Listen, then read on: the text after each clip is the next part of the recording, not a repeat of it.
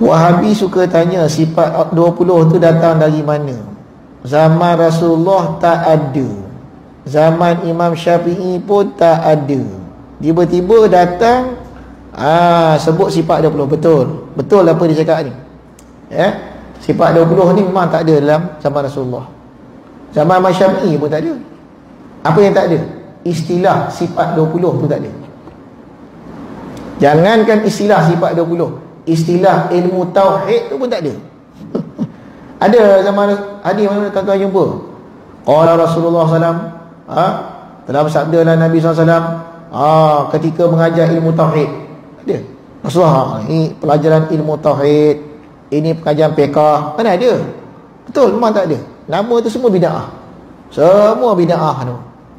Tapi makna daripada pengajian sifat 20 itu sudah ada di zaman Rasulullah. Saya ulang lagi. Apa yang dipelajari dalam sifat 20?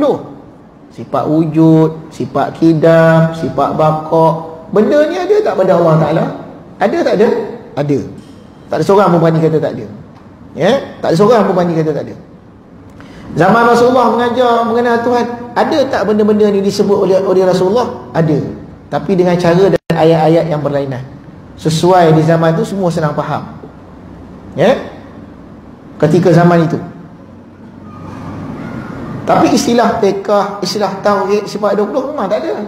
Tapi apa yang ada dalam ilmu sifat 20 ni dah ada sejak zaman Nabi Adam. Jangan zaman Rasulullah, zaman Nabi Adam dah ada dah. Benda yang sama.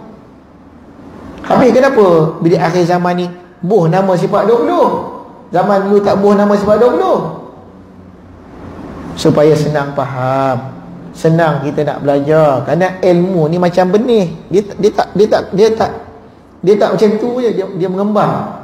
Dia berkembang dan berkembang dan berkembang dan berkembang. Tidak statik. Lebih makin lama makin halus, makin mudah dia pelajari, makin mudah dia pelajari. Adakah perkara ni kalau kita buat kita masuk neraka? Betul masuk neraka kalau apa yang kita ajar ni bertentangan apa yang Rasulullah mengajar. Tapi kalau apa yang dia ajar itu sama sebiji macam isi yang Nabi Allah Rasulullah ajar, iaitu Allah yang kita sembah ni wujud, Allah yang kita sembah ni berkuasa, Allah yang kita sembah ni ada sifat iradah, sama. Cuma kita buh nama je. Kita buh nama. Ini adalah masalah tauhid.